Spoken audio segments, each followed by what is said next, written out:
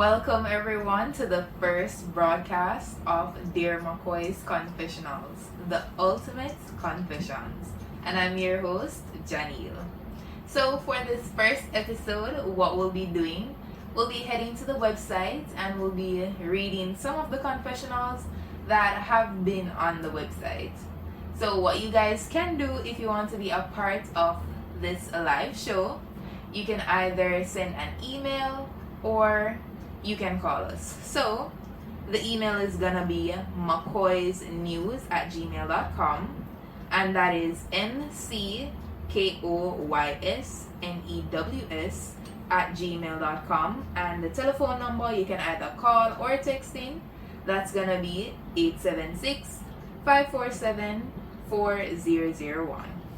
You can also read these articles on the website, and that is going to be www.mckoysnews.com. So you can head over if it is that you missed any of the confessionals that we did tonight. You can see them on the website. The first confessional we'll be reading is, my husband is financing another woman who he claims is a friend. So first red flag there, so friend. Oh no! Husband finance. Okay, so this person says, my husband is financing another woman. I'm reaching out because I find myself in a situation where I could really use some advice. And advice you shall get. I've recently discovered that all of my husband's support seems to be directed towards one particular young lady, and it's causing me distress. Okay, it's always the young ladies, but we proceed. By pure chance, I discovered that my husband is bankrolling this girl who he's known since she was practically in diapers. He insists he's been the guardian angel of her family since forever, even before we tied the knot. That is very questionable from right there. So you have your husband, and your husband a finance a woman who you know from baby stage, and you proceed to marry. Okay, alright. Now he's coughing up cash for her rent and groceries, supposedly until she's back on her feet. But call me suspicious, I can't shake the feeling that there's more to the story than he's letting on. Alright, so first of all, I want to know what you guys think in the comments, because just the first paragraph of this confessional is screaming red flags. Firstly, what me would I say, if the girl really need help, try and get her one job. Now say you are going to sit down and finance no girl and me and you supposed to be married. Because if that's the case, then me can just remain friends and you support me just like how you support she. Because it don't make no sense you in a committed relationship, something that's supposed to be long term, husband and wife type of things, and him have a friend that is a female that he is supporting financially. Okay, let's see what else she says. The more I learn, the more uneasy I become. I discovered that he's even gone as far as purchasing furniture and household items for her, all while keeping me in the dark about it. Yeah. Yeah, something definitely suspicious about that, because if it was just a friend type of situation, family type of situation, as though you make it seem like, say, oh, you know her a long time and them are practically family, you as the wife, him would have make you know about it. So the mere fact say him not give them details there means that obviously things are going in a shadow. Alright, it's become apparent to me that his support for her goes beyond that I would consider reasonable. Yeah, furniture, that beyond reasonable. Why would they buy furniture for woman? Especially considering that she is now in her 20s and should be independent. Yeah, I mean most young girls then independent from them touch 18. So the mere fact that she's in her 20s and he's still providing for her, going as far as buying her groceries and furniture, that is a red flag. And there's no way you actually think that this is a friend type of situation. Because you and the man now go married and him have next one when claim to same friend, when must support so much financially at this point. A fair man.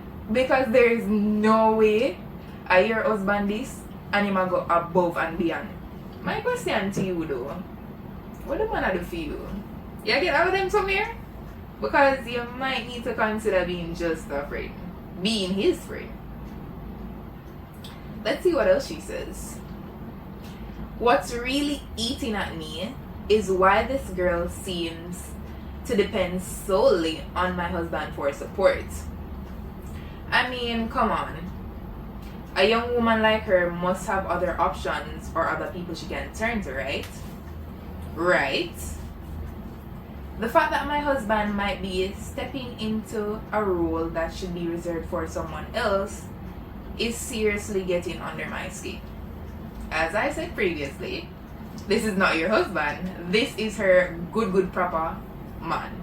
And nobody can convince me otherwise, because why are you going to be going that far for a big woman? As you said, she's in her 20s. Yeah, she should be independent enough to do things for herself, but on the other hand, you should be considering what your husband tell her, because it could very well be a case that your husband is saying that she can stay home and he'll take care of the bills and she doesn't have to worry about anything, because this is obviously not a friend type of situation. But again, let's read it in its entirety and then make our comments. Last week, while borrowing my husband's car to run some errands, I stumbled upon some receipts from a furniture store tucked away in the glove compartment. To my surprise, they were for a bedroom set, refrigerator, and stove, all purchased in his name. The timing of these purchases aligned suspiciously with the period when the young woman moved into her new home. Where did she get the money to move into her new home? You don't question that? You don't wonder, oh, she moved in a new home and she don't have a job? Or she don't have a man? She don't have a man separate? That's quite concerning. When I confronted him, he casually dismissed it as merely helping her out due to her limited income. Limited. Does she have an income? That's a greater question. Because based on what I heard earlier, you're saying this young lady is unemployed. So make it make sense. The math is not mathing right. It's a nonsense at all. So she's saying, I'm at a loss for what to do. I'm torn between confronting this young woman and expressing my concerns directly to my husband. Part of me feels like I'm overreacting, but another part of me can't shake the feeling that something isn't right. Am I being overly suspicious, or do I have a legitimate cause for concern? Alright, woman to woman, you have more than cause for concern. You need to run from that situation. I don't know how long you've been married to this man, but that is not your man. And you considering going to the woman, that don't make no sense, because at the end of the day, the woman not owe you no loyalty. The woman know of you. The woman know say, yeah, you're his wife. But again, that's the man you married, and that's the man you made vows to in front of God and in front of all the other family members. So approaching another woman for a concern that you have in your relationship, honestly, it don't make no sense to me. Because again, the woman not owe you nothing. Whatever loyalty you're supposed to get, you're supposed to get it from the man. And my advice to you would be to leave that situation, because obviously the man will take you for idiots. One, the man don't value you. Two, and I don't know if maybe there's something missing from the relationship that you guys have, why he's having this friend of his, but something smell fishy. Something smell fishy bad. So you need to talk to your husband. You need to sit down and really have a eye to eye with your husband, looking at him eye and see if he really have a lie to your dead. I don't know wicked still, you know. But try to get some information on what's going on, because based on this, I would say leave him, because that man is not your own. And that's my 2 cents into your confessional. Best of luck to you and Mr. Man and the Miss Woman. I hope you guys figure it out, but you need to prioritize yourself and know say you deserve better than whatever this situation is. Alright, so the next confessional that we have is titled Hard to Accept a Stepmother That Is Younger Than Me. Okay, I'm kinda excited for that one here, because I say enough of them man here, enough of them big man here, them love of young girls.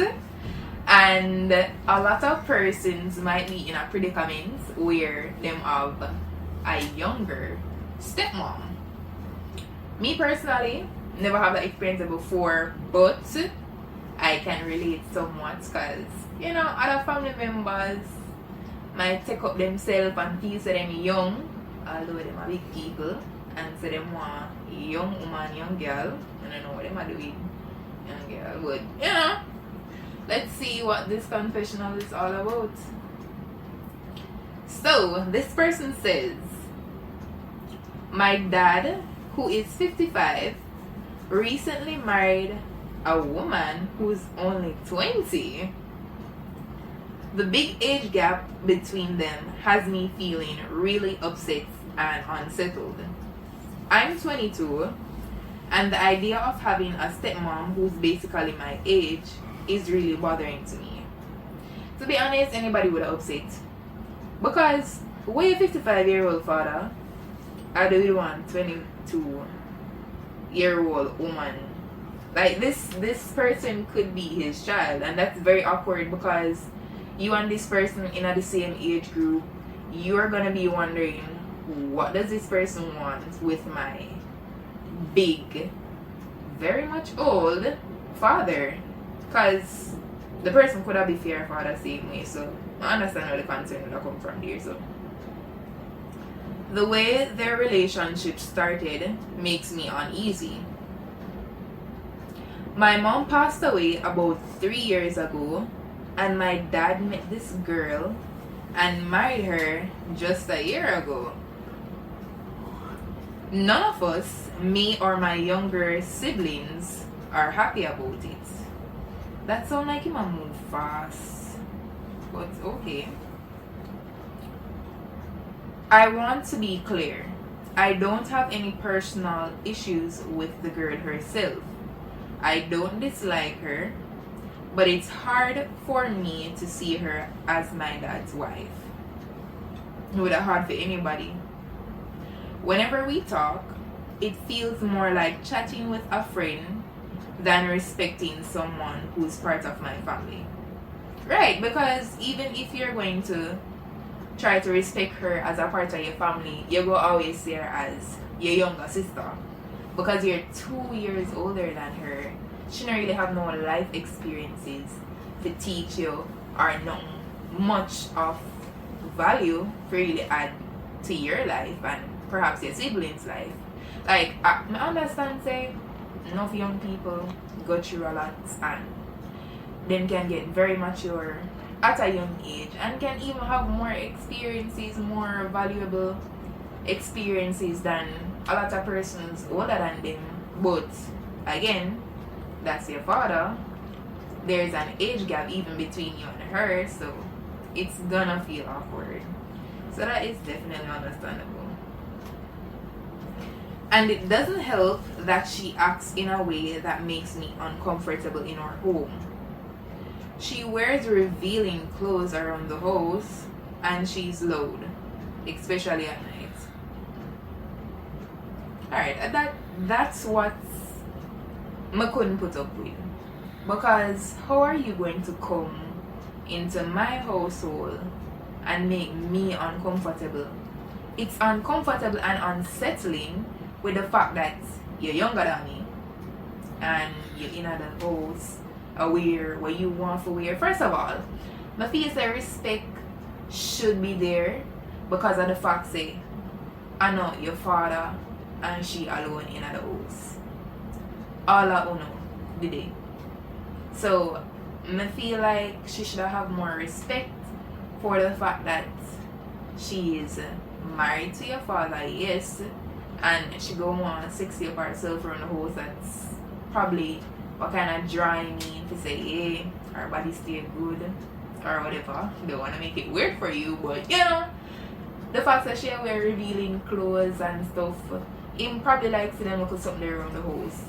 But I'm sure that you guys don't like seeing that. So she should at least say, alright, may go wear certain type of clothes in our bedroom and not in the house where everybody can see it.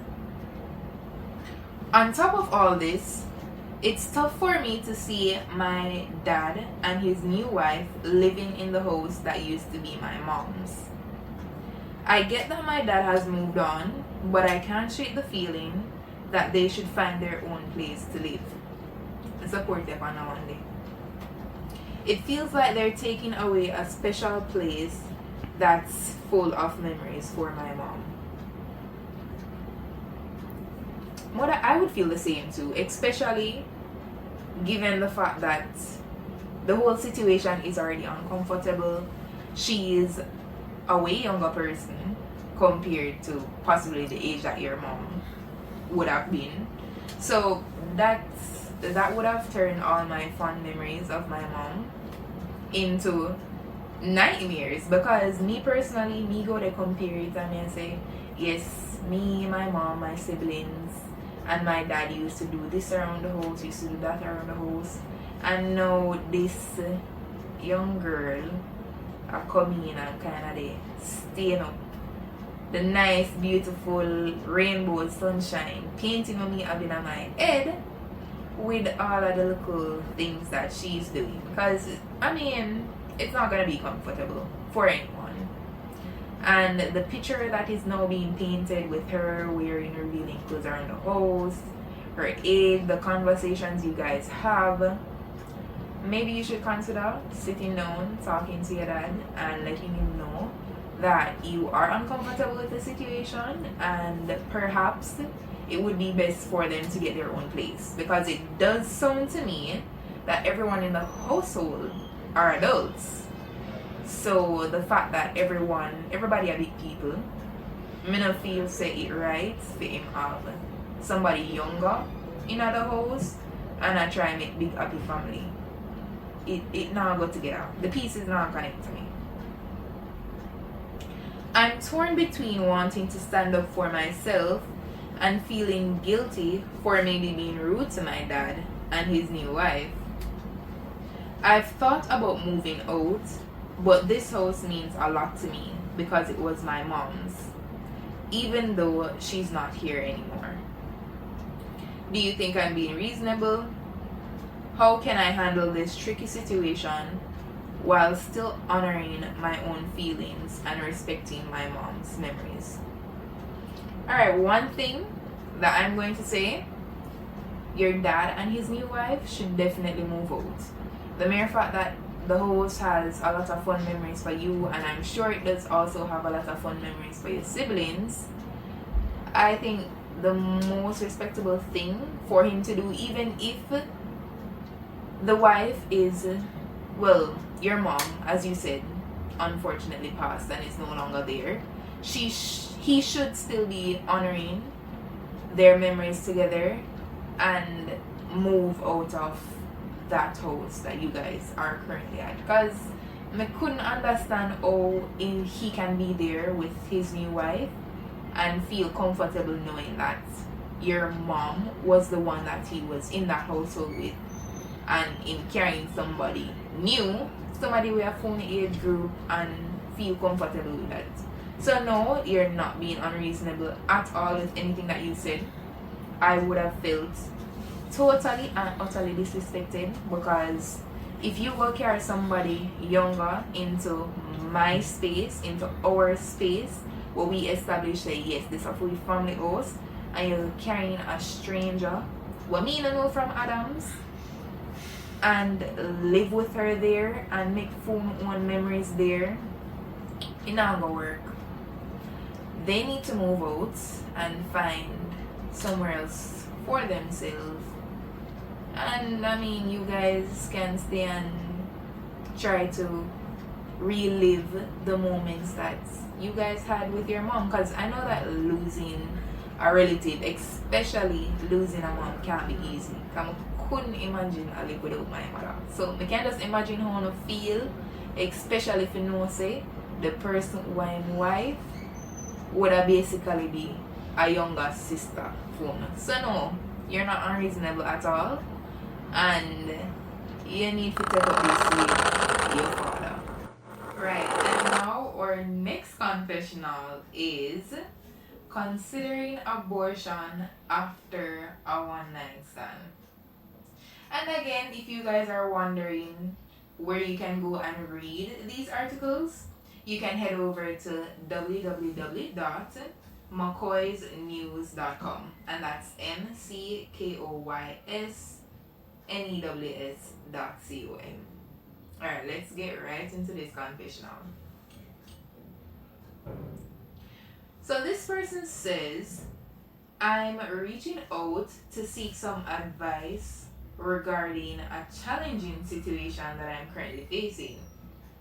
I recently discovered that I'm 6 weeks pregnant from a one-night stand. I didn't anticipate or plan for this, but I understand the reality of the situation. The man involved, who is 35 and already a father, he has made it clear that our encounter was solely physical, and he expressed a preference for me to consider abortion. Wrong bang this from a just read that, because how you have sex and don't know the consequences, especially if you guys were having unprotected sex. Even if you guys had used protection, you must know, say, animaling in one local friends, it is a possibility that the condom can bust and you can breathe. When mean, if him is already a father, him supposed to can own up to whatever consequences come from his actions. Because I know, say, really, him didn't want to go friends, you know. You know, I feel like that, but no. So I don't know why he wouldn't want to man up and accept his responsibility. But he should not be the one bringing this abortion thing to you, because I hear buddy, you feel decide what you want to do. But let's read, let's see. So she went on to say, however, I'm uncertain about this decision. Rightly so. As a university student, I am aware of the difficulties of balancing academics and motherhood.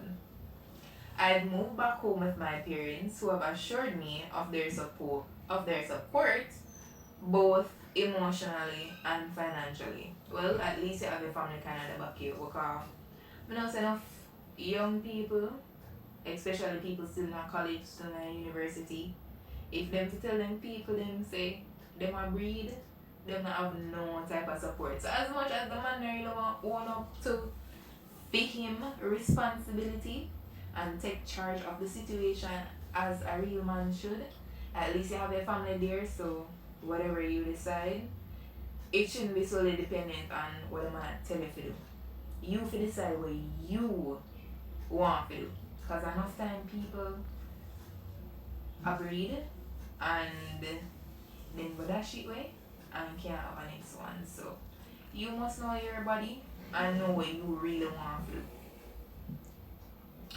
So she is going on to say, however, the father of the child is unlikely to provide support given the circumstances. What cause ill? What cause havoc? If you have a woman, you make your woman know, say hello, miss your man, in breed me and I know and take care and pick me. So now, not only me, I got in a one rough situation, you and your woman are gonna have problems. And you're gonna know say you have a pitney out here. If me to try stir up your life go off the stir up. Cause no way you have to bring me. I feel like say, you know go own up to your decision. No. So she say, well, I informed him of the pregnancy over text. He was calm and suggested abortion as a solution. That should not be the first solution or the first response, as a matter of fact.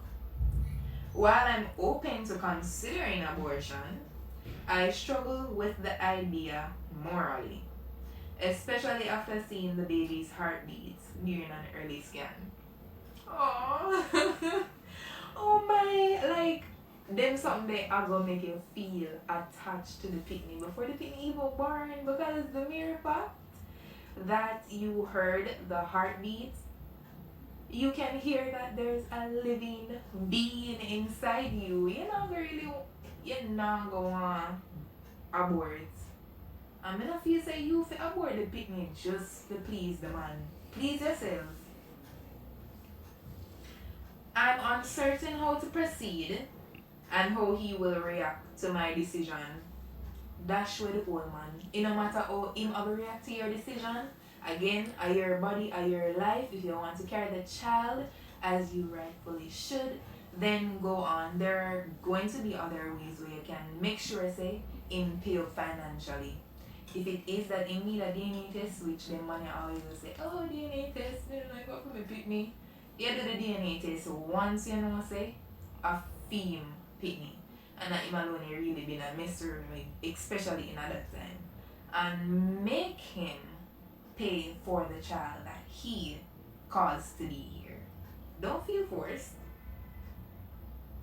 Even though I value his input, I feel conflicted about his views. I also worry about the implications of keeping the baby and how it might impact both of our lives. I would greatly appreciate any insights you could offer. Thank you for your time and consideration. So based on what I'm reading, it not sound like you want to abort the child. It sounds like you want to keep the child, but because you are currently in university, you're considering how that will cause drawbacks and how that kind of will slow up your life. But having a child, especially in university, it might deter you for a little while, but not feel like you go mash up your life completely.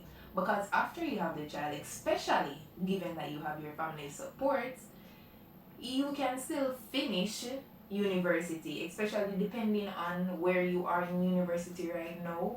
You can choose to further your studies after you have the child. And I think you can, I'm not sure how it works in a university, but I know for some universities and some colleges, you can go to school while pregnant. So you decide when you want to stop.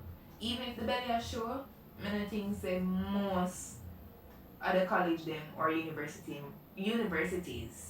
are gonna have a problem. Because again, all of we are big people and that would be expected in some way, shape or form. So it seems like you don't want to have an abortion. Don't do the abortion just because the man wants it. Think about you. Think about what you want and how you feel in the situation. Because it also seems like you're struggling with this morally. And you don't really want to go against your values and go do the abortion maybe a year or a couple of months or even right after doing the abortion. You are gonna start feel depressed. Think about yourself, how that's gonna impact you. How are you even going to continue with your studies knowing that you could have possibly had a child, and because of this drunk of a man, let me say, because him cannot be a regular man.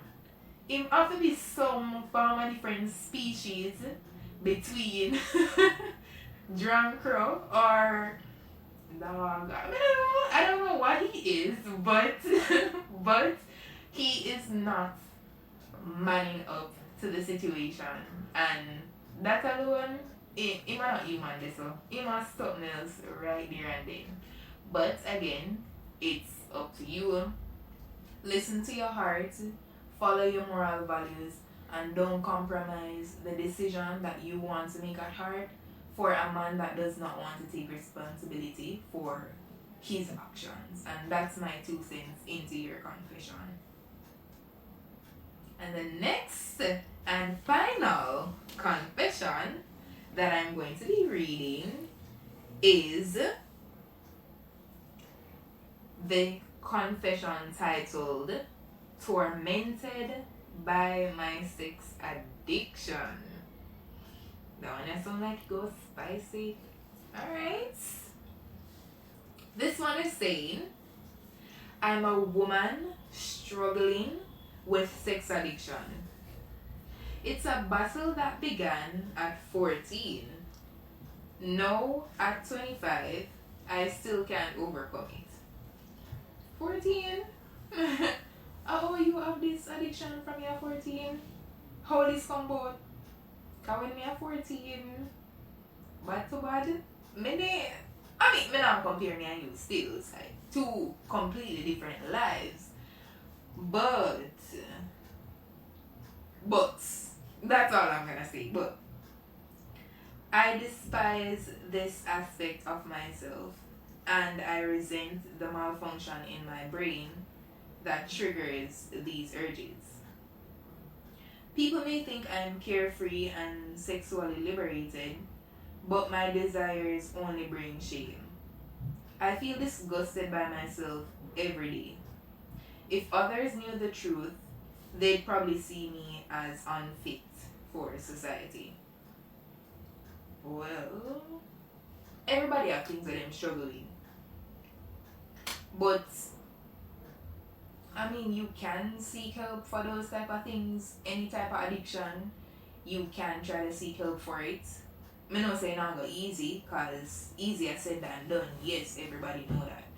But have you tried to get any sort of help for the issue that you're facing? Because I feel like some people don't acknowledge it as an actual issue.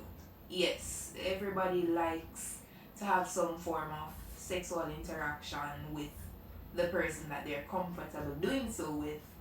But if you realize, say, it'll get a little bit and too much, then, and you yourself, you acknowledge that it is an addiction. So the first step was accepting the fact that you're addicted to this thing.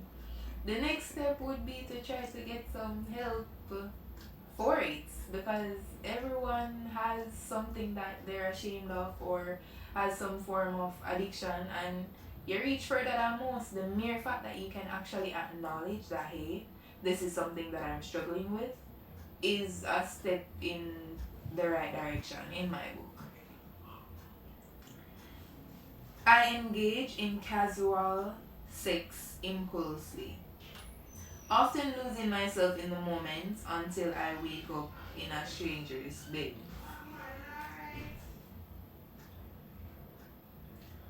I've battled STIs more times than I can count. Faced 2 unplanned pregnancies before I hit 20, both ending in abortions. You know, for real? 2 abortions? Yeah, you don't want to eventually. That are kind of my concern still, but to each his own. Let's see what else you have to say. And when the urge hits me in public, I scramble to find a secluded spot to satisfy my desires. Interesting. Okay. My mind is consumed by carnal desires during classes, making focus impossible. I found myself in inappropriate relationships with authority figures, unable to decline advances. That's definitely an issue. Not being able to say no or not being able to refuse sex or your sexual desires, I can definitely see where that is an issue. Plus, you say to affect in a class, that sound like it gone far.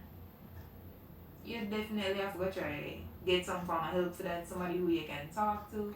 Or even if you don't really want to talk to your peers, maybe your friends or your family about it, because as you say, it's not the most moral thing to be addicted in that regard.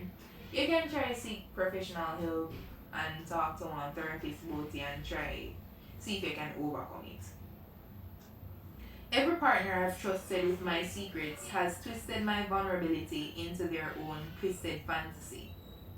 To them, a woman consumed by lust, unable to resist their advances, is nothing short of a dream come true. And that with them when you know.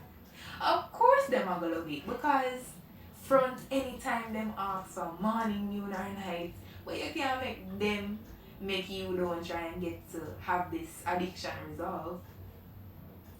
I'm burdened with many well, I'm burdened with what many consider a blessing, a trait ripe for explosion.